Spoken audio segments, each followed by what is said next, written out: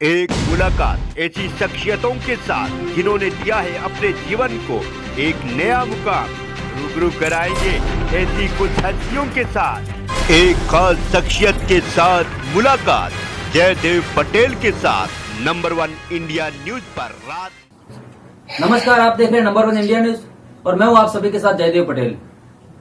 आज एक खास शख्स के साथ मुलाकात प्रोग्राम में बात होगी। यूपी में जिस तरह से चुनाव नजदीक आते जा रहे हैं वैसे वैसे धर्म और जाति की जंग शुरू हो चुकी है। कभी योगी आदित्यनाथ इस चुनाव को 80 और 20% बताते हैं तो कभी अखिलेश यादव योगी पर ठाकुरवाद फैलाने का आरोप लगाते हैं। तो बीजेपी अखिलेश को यादववादी बताने में पीछे नहीं रहती है। तो इन सब के पीछे पूर्वांचल में अखिलेश यादव की स्थापित की गई परशुराम की मूर्ति का फरसा टूटकर नीचे गिर गया। देखते ही देखते सियासत ने इसे भी जाति और धर्म का रंग देना शुरू कर दिया। तो वहीं बीजेपी यूपी ने 5-5 की टोली बनाकर घर घर पहुंचना शुरू कर चुकी है। तो कुल मिलाकर सियासी प्रचार में जाति और धर्म तर्क का धुआंधार लगाया जा रहा है और इसे ही आधार समझकर विकास के मुद्दे पीछे छोड़े जा रहे हैं। तो क्या 2022 की जंग विकास से हटकर जाति और धर्म के रंग ले चुकी है या ये रंग जानबूझकर वोट बैंक के ध्रुवीकरण के लिए लगाया जा रहा है? इसी पर आज का सवाल है कि 2022 का सबसे बड़ा विवाद ठाकुर यादव एवं ब्राह्मणवाद और जाति वाले उम्मीदवार बनाएंगे यूपी में सरकार। इसी पर चर्चा करने के लिए हमारे साथ एक खास पैनल जुड़ गया जिसे आप देख पा रहे हैं। बीजेपी दिल्ली के वाइस प्रेसिडेंट सुनील यादव, कांग्रेस प्रवक्ता अजय उपाध्याय और समाजवादी पार्टी के प्रवक्ता वंदना सिंह। आप सभी का बहुत बहुत स्वागत है आज के हमारे प्रोग्राम में। अजय जी, आपकी फ्रेम सही कर लीजिए। सुनील जी, मैं आपसे शुरुआत करता हूँ कि परशुराम का परसा गिर गया, 10 दिन पहले अनावरण हुआ। इसको ये कहने की क्या जरूरत थी कि नाराज हो गए हैं परशुराम अखिलेश यादव से, ब्राह्मणों से? ये भी कहा गया कि अपशगुन हो गया समाजवादी पार्टी के लिए। ये सब कहने की कहाँ जरूरत थी? क्यों इसको ब्राह्मणवाद से जोड़ा जा रहा है? तेज हवा चली, 10 दिन पहले अनावरण हुआ, कहीं पर भी हो सकती थी ये घटना, क्यों इसको जातिवाद से जोड़ा जा रहा है? देखिए, मैं आपके चैनल के माध्यम से बताना चाहता हूँ कि जिन पार्टियों का जाति के नाम पे उदय हुआ हो वो हमेशा जातिगत ही बात करेंगे। जैसे अगर हम बात करते हैं अखिलेश यादव जी, यादव समाज के लेकर आगे बढ़े थे और उन्होंने 20% को टारगेट किया, यादव प्लस 20%। ऐसे मायावती जी ने राजनीति शुरू करी, उन्होंने दलित प्लस 20%। जो भी कम्युनिटी वाइज है, दूसरे प्रदेशों की भी बात करें, हरियाणा की भी बात करें या अपना बिहार की भी बात करें, तो कम्युनिटी वाइज एक पार्टी बनती है और बाद में 20% को टारगेट करती है। लेकिन भारतीय जनता पार्टी एक ऐसी पार्टी है जो सबका साथ सबके विकास की बात करती है।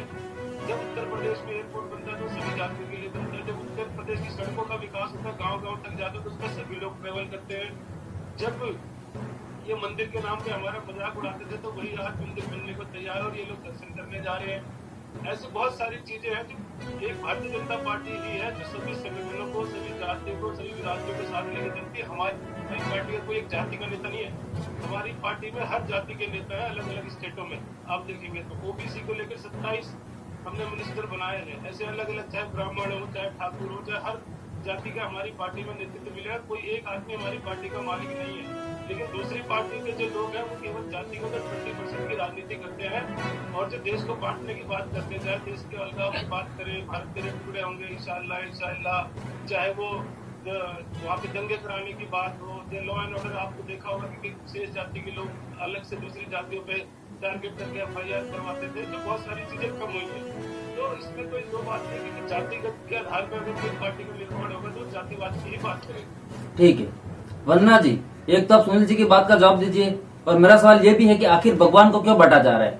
और भी तो मुद्दे हैं, भगवान को तो मत बांटिए, इनको तो भक्त दीजिए कि हमारे कृष्ण, आपके राम, हमारे परशुराम, ये सब क्यों? जयदेव जी, ऐसा लग रहा है कि भगवान ही चुनाव लड़ेंगे। ये धरातल पे ये चुनाव नहीं हो रहा है। भगवान के नाम पे ही अयोध्या होता है, अयोध्या से काशी होता है, काशी से मथुरा की याद की जा रही है। तो इन सब की जरूरत क्या है? अगर आपने कुछ डेवलपमेंट विकास किया होता तो भगवान का सहारा लेने की जरूरत नहीं होती। भगवान सबके हैं, किसी पार्टी विशेष या किसी व्यक्ति विशेष या किसी जात विशेष के नहीं है। भगवान हम सबके हैं, हर जाति के लोगों की आस्था है भगवान में। तो ये कहना कि हमने ये किया, हमने वो किया, अरे भाई क्या किया आपने? नौकरी दिलवा दीजिए। बेरोजगार नौजवान जो घूम रहा है उसको रोजगार ही चाहिए। ये जय श्री राम करने से पेट नहीं भरेगा। और रहा सवाल जाति की बात कर रहे हैं, अभी इन्होंने क्या किया बताइए। अभी पंजाब में सिखों को कह रहे हैं ये खालिस्तानी है, और अगर जाति पे इनका ज्यादा जोर नहीं होता तो अभी तक अजय मिश्रा टैनी को इन्होंने नैतिकता के आधार पे उनसे इस्तीफा लिया होता। अब इनका विचार ये है कि अगर उनसे इस्तीफा ले लिया तो ब्राह्मण वोट कैसे मिलेंगे। ये जातिवाद कौन कर रहा है, इनसे पूछिए। और जातिवाद का सहारा नहीं होता तो इसको भी ले लो, उसको भी ले लो, ओबीसी ये चाहिए और अपर कास्ट ये चाहिए, ये सब कर रहे हैं। ये कहना, और फिर इन्होंने अभी आप ही के इस पे चैनल पे दोहरा दिया कि 20% से 80% का हो रहा है। ये कौन सी बात हो रही है, आप पोलराइज कर रहे हैं। ये 80% और 20% क्या होता है। ये धर्मनिरपेक्ष देश है, यहाँ सब धर्म बराबर है। और ये 20 और 80 नहीं है। चुनाव उत्तर प्रदेश का है जहाँ की सब जनता, सब जाति के लोग और जिस धर्म को भी मानते हैं वो सब सामान्य है। और ये चुनाव सबके लिए उतना ही महत्वपूर्ण है जितना आप ये बोल रहे हैं। इनके ये बंटवारा करने से कुछ नहीं होने वाला है जी। 80-20 80-20 मतलब कमाल है। इस देश का विभाजन करना चाहते हैं, किस कगार पे लाके खड़ा कर दिया है। आप बताइए, वो मुस्लिम लड़कियों को 20 साल का लड़का, 21 साल का लड़का, 18 साल की लड़की, मतलब कितनी जहर बो दी गई है उनके अंदर कि आज की तारीख में ये लोग बैठ के किस तरह के वार्तालाप करते हैं ये बच्चे।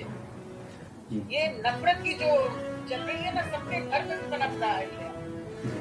और बैठ के भाई साहब ने कह दिया 80% 20%। वंदना जी, मैं आपका जवाब ले लेता हूँ। वंदना जी, ठीक है वंदना जी, मैं आपका जवाब ले लेता हूँ। उससे पहले एक बार अजय जी, मेरा आपसे सवाल है कि आखिरकार सच्चाई हर साल हर बार आ ही जाती है 5 साल में, कि पहले विकास की बातों की जो मुद्दों जो होते थे विकास के नाम पर, वो तो कहीं के फिर जाति धर्म और ध्रुवीकरण की बात पर कहीं के अटक जाते हैं। तो क्या यही सच्चाई है? बेहद दुखद है। राजनीतिक दृष्टिकोण से जिस तरह की राजनीतिक संस्कृति को हम लोग पैदा कर रहे हैं, 50 मैं कहूँगा 70 सालों में भारत की स्वतंत्रता आंदोलन के बाद और स्वतंत्रता के बाद, आजादी के बाद जिस तरह की एक राजनीतिक संस्कृति की परिकल्पना इस देश में की गई थी, जनतांत्रिक देश कैसे बने, कैसे धर्मनिरपेक्ष देश बने, समाजवादी सोच का लोग यहाँ पैदा हो, उस परिकल्पना को किस तरह से कहीं न कहीं प्रतिकार करने का प्रयास है। आज जिस तरह पूरे देश में एक नफरत का माहौल बनाने का प्रयास है, और नफरत गैंग जो है देश को कहीं न कहीं धर्म के नाम पे, जाति के नाम पे, क्षेत्र और संप्रदाय के नाम पे बांटने की राजनीति कर रहा है। ये अपने आप में भारत के संविधान और की जो आत्मा है उस आत्मा के साथ भी खिलवाड़ है। लेकिन इस सब करने के बाद भी जो आदमी स्वयं को राष्ट्रवादी करता है, इससे बड़ा दुखद क्या हो सकता है और इससे बड़ा हास्यास्पद क्या हो सकता है। एक तरफ तो महात्मा गांधी जी जो राष्ट्रपिता है, उनको गोली मारने वालों की पूजा होती है, उनकी गुणगान की जाती है, उनको ऐसे लोगों को माला पहनाया जाता है, और दूसरी तरफ जो है लंबे लंबे वादे उसी महात्मा गांधी जी के प्रतिमूर्ति पर माल्यार्पण भी किया जाता है। ये दोहरा चरित्र कैसे लोग जी लेते हैं, आश्चर्य लगता है। जहां तक लोकतांत्रिक प्रक्रिया में अभी जो चुनाव की जो बात हो रही है और 5 राज्यों में जिस तरह चुनाव है, मुझे बहुत अच्छा लगा सुनील यादव जी के इस बात को लेकर के। यंग डायनेमिक चेहरा है और इन्होंने जो बातें कही है वो आदर्श की बातें हैं, और व्यवहार में यदि भाजपा उसको उतारती, उत्तर प्रदेश के मुख्यमंत्री यदि उसको व्यवहारिकता के धरातल पर लाते, और जिस तरह से 20 बनाम 80 की लड़ाई की बात नहीं करते, जिस प्रकार से वो बार बार एक ठाकुर विशेष जाति विशेष की बात करके और बाकी लोग को ठोकने वाले गैंग की बात करते हैं, वो ना करते, जिस तरह से पे बंटवारे की बात नहीं करते, तो मुझे लगता था कि सुनील यादव जी की बात सच निकलती। लेकिन दुर्भाग्य से सुनील यादव जी जो बात कर रहे हैं, शायद इनके नेता ही इनकी बात को नहीं समझते। और मैं सुनील यादव जी को वाकई धन्यवाद दूंगा कि कम से कम वो सच्चे बात मीडिया के चैनल पे आके करने की ताकत रखते हैं, और उनकी जो परिकल्पना है, एक युवा की परिकल्पना है, वो इनके नेता भी इसको स्वीकारे और कम से कम देश में विकास की सकारात्मक राजनीति की विचारधारा की राजनीति हो। ठीक है अजय जी, दोबारा आता हूँ। सुनील जी, एक तो आप इनकी बात का रिस्पॉन्स कीजिए और साथ में मेरा सवाल भी आपके लिए एक ऐड कर देता हूँ। इस बार आपको क्या उम्मीद लग रही है? क्योंकि पिछली बार तो आपने पिछड़ों स्वर्णों के दम पर जादुई आंकड़ा टच कर लिया था, 300 के पार चले गए थे। लेकिन इस बार सामने अखिलेश यादव खड़े हैं, उनके साथ कुंबा बहुत बड़ा है। क्योंकि सीएम योगी ने भी कह दिया है कि इस बार 80 और 20 के रेशियो के हिसाब से इलेक्शन होगा यूपी में, तो उन्होंने 20% आबादी यानी मुसलमानों को तो नकार ही दिया है। तो इस बार क्या उम्मीद लग रही है आपको? मेरे से बोल रहे हैं आप? जी जी, आप सही। देखो, जैसे अभी अजय भाई ने बताया कि भाई पहले ऐसे ऐसे होता था। 2014 से पहले मैं थोड़ा सा याद कराने की कोशिश करता हूँ। इससे पहले कांग्रेस की सरकारें रही और अखिलेश यादव की यूपी में सरकार रही, तो तब ये बड़े बड़े आपने शब्द सुने होंगे, भारत तेरे टुकड़े होंगे, इंशाअल्लाह इंशाअल्लाह, भारत की बर्बादी तक जंग रहेगी जारी। कौन लोग वहां पे गए थे जब ये नारे लग रहे थे? दूसरी बात, आपने कॉमनवेल्थ घोटाला, 2G घोटाला, स्पेक्ट्रम घोटाला, कॉमनवेल्थ घोटाला, बहुत सारे घोटालों के नाम भी सुने होंगे। ये हमारी सरकारों के टाइम के नाम नहीं है। हमारा एक भी मंत्री कोई भ्रष्टाचार घोटाले में लिप्त नहीं है, चाहे वो किसी भी कम्युनिटी का मिनिस्टर क्यों ना हो। उससे पहले की कहानी आपको पता, जिसकी वजह से सरकार को जाना पड़ा था उन घोटालों की वजह से। आज जब हम सारे पूरी 80% जनसंख्या की बात करते हैं, 20% से हमारा विशेष समुदाय से मतलब नहीं है, मतलब तो मीडिया के लोग और आप लोग निकालते हैं। हम उन 20% लोगों की बात करें जो देश के बंटवारे की बात करते हैं। हम उन 20% लोगों की बात करें जो देश के बारे में कभी सोचते नहीं है। जब नारे लगते हैं तो 20% लोग जाके उन लोगों के साथ खड़े होते हैं जो अलगाववाद की बात करते हैं। हम उन 20% लोगों की बात करते हैं जो 370 धारा के खिलाफ थे।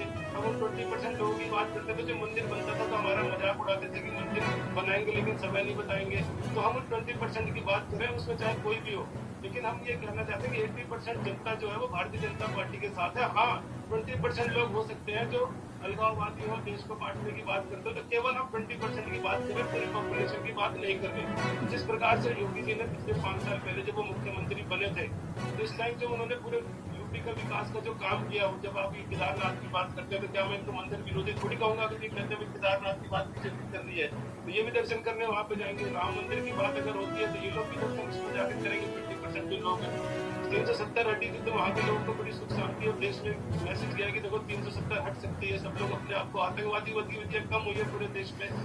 जब कोई हमारे सैनिकों को मारता तो हम जाके घुस के पाकिस्तान। सुनील जी, इस बार कितनी बड़ी चुनौती है समाजवादी पार्टी आपके लिए? की बात कर रहे हैं हम, 20% की बात कर रहे हैं। सुनील जी, मेरा सवाल ये था कि इस बार आपके सामने, सर आपके सामने इस बार समाजवादी पार्टी कितनी बड़ी चुनौती है? पहले भी सरकार में थे, अखिलेश यादव जी पहले सरकार में थे। अगर उन्होंने विकास किया होता, काम किया होता तो उनकी सरकार जाती नहीं।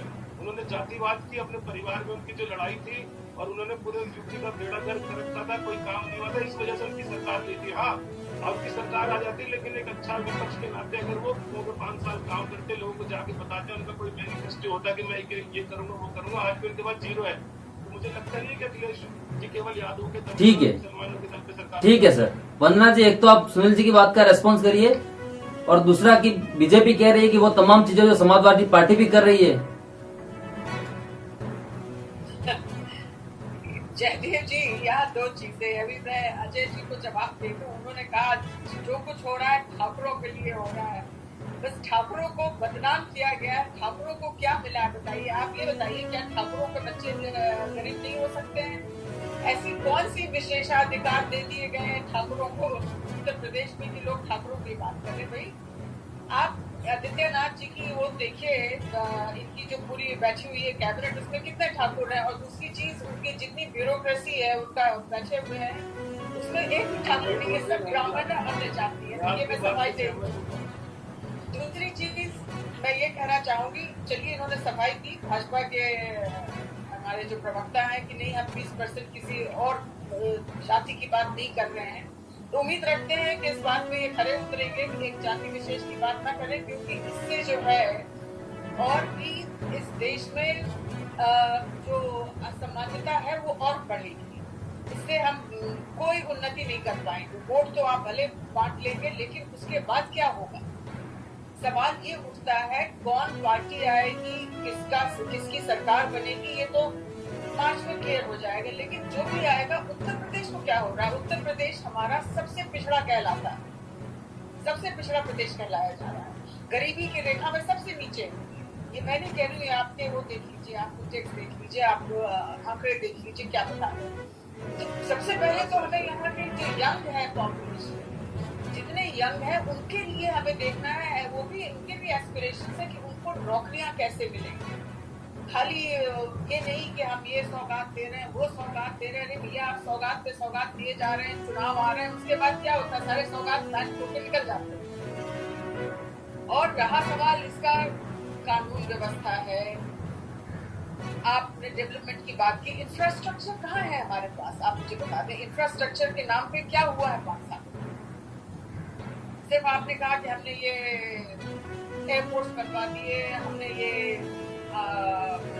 एक्सप्रेस वे बनवाई। एक्सप्रेस वे पहले भी बनाया गया था, एयरपोर्ट्स पहले भी थे, इनसे काम नहीं चलेगा। आपने ये देखना पड़ेगा बेरोजगारी कैसे है।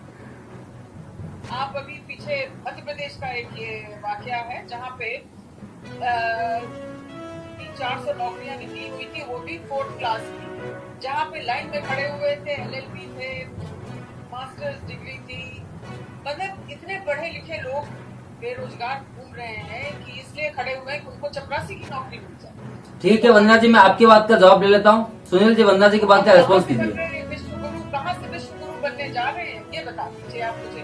सुनील जी, मैडम, देश का निर्माण करने के लिए एक समय चाहिए होता है, चाहे मोदी जी हो, चाहे योगी जी हो, चाहे इससे पहले जो सरकारें रही हो। 70 साल कांग्रेस की सरकार अगर देश में रही और सभी स्टेटों में अलग अलग पार्टी की सरकारें रही, तो नई चीज करने से पहले पुरानी चीजों को ठीक किया जाता है। 70 साल से जो गड्ढे खोदे गए थे, चाहे वो भ्रष्टाचार करते रहेंगे, सबसे पहले तो ठीक करें, नौकरियों का इंतजाम करें। आप 70 साल आप तो ये कह रही जैसे 2014 से पहले कोई आपने तो ये कहा कि देश, आपके लोग कहते हैं देश आजाद हुआ है 2014 था ही नहीं। वो बात अलग है कि अभी बेरोजगार हो गई प्रियंका गांधी, राहुल गांधी जी, लेकिन आप ये कह रही कि 2014 से पहले सबके पास काम था। सोनिया गांधी जी के पास भी काम था 2014 से पहले, राहुल गांधी के पास भी काम था, मनमोहन सिंह की सरकार था, रॉबर्ट वाड्रा के वो पास भी एक काम था। इकोनॉमिस्ट है, इतना बुरा हाल नहीं था देश का जहाँ आज खड़े हैं। बेरोजगार 70 साल में मनमोहन सिंह की सरकार थी, 4 साल के अंदर इस वर्ल्ड के नामी इकोनॉमिस्ट है, फाइनेंस मिनिस्टर, नाम इकोनॉमिक यहाँ से पहले ठीक था, बहुत ठीक है ठीक है, मैं अजय जी के पास जाना था। अजय जी, एक अजय जी एक क्लोजिंग रेस्पॉन्स आपका, क्योंकि समय का अभाव है। Ajay ji, closing response. आप बता रहे हो 4 साल के अंदर 4 साल के अंदर 4 साल के अंदर अजय जी, क्लोजिंग रेस्पॉन्स आपका। आप दोनों का जवाब ले लेता हूँ मैं एक बार। वंदना जी, सुनील जी, मैं आप दोनों के सवालों का जवाब ले लेता हूँ। अजय जी, क्लोजिंग रेस्पॉन्स आपका। अजय जी, मेरी आवाज आ रही है आप तक? शायद अजय जी से हमारा संपर्क नहीं हो पा रहा है, समय का अभाव है। आप लोगों को मुझे रोकना पड़ेगा। आप लोगों ने नंबर 1 इंडियन के लिए समय निकाला, उसके लिए आपका बहुत बहुत धन्यवाद।